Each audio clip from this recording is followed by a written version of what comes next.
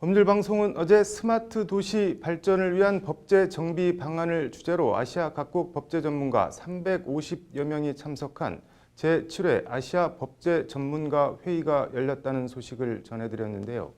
교통과 소음, 공해, 주거난 등 갈수록 심각해지는 도시 문제 해결과 미래의 도시 대안 마련을 위한 스마트 도시를 주제로 이번 행사를 기획하고 주최한 김형현 법제처장을 만나 얘기를 더 들어봤습니다. 로투데이 인터뷰 장한지 기자입니다. 베트남과 말레이시아, 태국 등 30여 아시아 국가의 법제 전문가들이 참석한 어제 회의의 화두는 스마트 도시였습니다. 스마트 도시는 빅데이터나 인공지능 같은 4차 산업 기술들을 도시에 접목해 에너지, 교통, 환경 등 대도시들이 직면한 문제를 해결하고 대안을 모색해보는 새로운 미래도시 개념입니다. 김형현 법제처장은 개회사를 통해 스마트 도시의 구현과 이를 뒷받침하기 위한 법제화 작업은 선택이 아닌 필수라고 강조했습니다. 전 세계적으로 많은 국가들은 지역경제의 성장 견인과 도시 문제 및 재난관리 체계의 개선을 위한 해결책으로 스마트 도시를 주목하고 있습니다. 대한민국의 경우 압축적인 고도성장 과정에서 각종 도시 문제를 겪으면서 도시 경쟁력의 향상과 국민의 삶의 질 개선을 모색하였고 아시아 법제 전문가 회의 개막에 앞서 김형현 법제처장을 만난 법률방송 취재진은 먼저 처장 취임 5개월의 소회부터 물었습니다. 저도 이제 법제처장을 하기 전에는 이제 추상적으로 이 법제처 하는 일을 그냥 정부 입법을 총괄하는 곳이다라고만 알고 있었는데요. 와서 직접 눈으로 보니까 법제처가 꼭 있어야 되겠구나. 그리고 인도네시아가 왜 이 법제처를 벤치마킹을 해서 법제처라는 기구를 만들려고 하는지를 이해를 하겠더라고요. 인도네시아가 한국의 법제처를 벤치마킹해서 법제처를 만들려 하는 게 무슨 말인지 다시 물었습니다. 인도네시아가 정부 법령 작업을 총괄하는 우리나라의 법제처 같은 정부 조직, 그리고 전체 법령의 데이터베이스화 등 법령 정보 시스템 구축 사업에 관심이 많다는 것이 김형현 처장의 설명입니다. 개별 법 사이에 모순 충돌이 발생할 가능성이 클 겁니다. 그래서 인도네시아가 이렇게 하면 안 되겠구나 라는 생각을 하게 된 것이고, 그래서 정부 입법을 총괄할 수 있는 기구를 둬야 되겠다는 생각을 하게 된 것 같습니다. 이에 따라 법제처는 현재 인도네시아 정부와 양해각서를 체결해 인도네시아의 법제 전문 기관을 설립하는 사업을 지원하고 있습니다. 법제처는 앞서 지난 23일엔 미얀마 법무부 현지에서 미얀마 법령 정보 시스템 MLIS 구축 사업 종료 보고회를 가졌습니다. MLIS는 한 사이트에서 국내 모든 법령을 검색할 수 있는 법제처 국가법령정보 시스템을 미얀마 법안에 적용한 것으로 지난해 5월부터 대국민 서비스를 개시했습니다. 그동안 MLIS 시스템 운영이나 법령 DB 작업 기술 등을 전수해왔고 모든 전수가 끝나 23일 사업 종료 보고회를 가진 겁니다. 법제처는 개발도상국의 선진 법체계 확립을 지원하고 있습니다.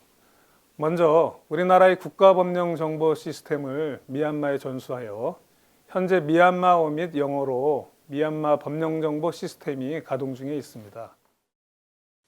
서울대 사회교육학과를 나와 사실을 붙은 후 부장판사를 지낸 천생 문과 출신 김형현 법제처장. 처장으로서 처음 주최하는 아시아 법제 전문가 회의 주제를 스마트시티라는 조금 이과스러운 주제를 잡은 것도 이런 우리나라의 선진 법체계에 대한 자부와 다른 나라의 이를 전수하는 것과 무관치 않습니다. 전 세계적으로 많은 국가들은 증대하는 각종 도시 문제에 대한 해결책으로 스마트 도시를 주목하고 있습니다. 그러나 이를 뒷받침할 법령을 마련한 아시아 국가 수는 많지 않습니다. 이처럼 많은 아시아 국가들은 스마트 도시에 관심이 많고요. 우리는 이들과 공유할 수 있는 우수한 법제를 가지고 있기 때문에 이번 회의 주제를 스마트 도시. 실제 우리나라는 지난 2008년부터 스마트시티 법제와 관련 선제적으로 대응해오고 있다는 것이 김형현 처장의 설명입니다. 우리나라는 도시 경쟁력 향상과 국민의 삶의 질 개선을 위해 선제적으로 유비쿼터스 도시의 건설 등에 관한 법률을 2008년에 제정하였고 이를 스마트 도시 조성 및 산업진흥 등에 관한 법률로 개편하는 등 지속적으로 관련 법률을 발전시켜 오고 있습니다. 대외적으로 한국의 선진 법체계 전수와 함께 국내적으로 법제처의 현재 가장 역점 사업은 행정기본법 제정입니다. 올 6월 기준 전체 국가법령 4,786건 가운데 92%에 달하는 4,400여 건의 법령이 정부 행정 관련 법령인데 이렇게 수천 건에 달하는 행정법령의 기준을 세우는 말 그대로 전인미답의 사업입니다. 근본법이 되는 어떻게 보면 헌법에 준하는 법이 되기 때문에 무에서 유를 창조하는 일이거든요. 이것은 어떻게 보면은 이제 4,400개의 법이 저마다의 어떤 그 이유와 그러니까 존재 이유를 가지고 저마다 이제 막 존재해 왔는데 이제 그런 것들을 하나의 질서에 담아내기 위한 것이다 보니 저도 지금 행정기본법 제정 작업을 하고 있지만 최종적으로 그것이 어떤 모습이 될지 저도 궁금합니다. 행정기본법 제정은 환경과 복지, 국토이용 및 개발, 국민생활과 기업활동에 전방위적으로 연관을 맺고 있어 이해관계도 첨예하게 엇갈리고 수천 개에 달하는 개별법들이 상충하는 지점들을 다 담아내면서도 원칙과 기준을 세워야 하는 작업입니다. 법제처장 스스로 어떤 모습이 될지 궁금하다는 행정기본법이 무리 없이 제정될 수 있을지 궁금해졌습니다.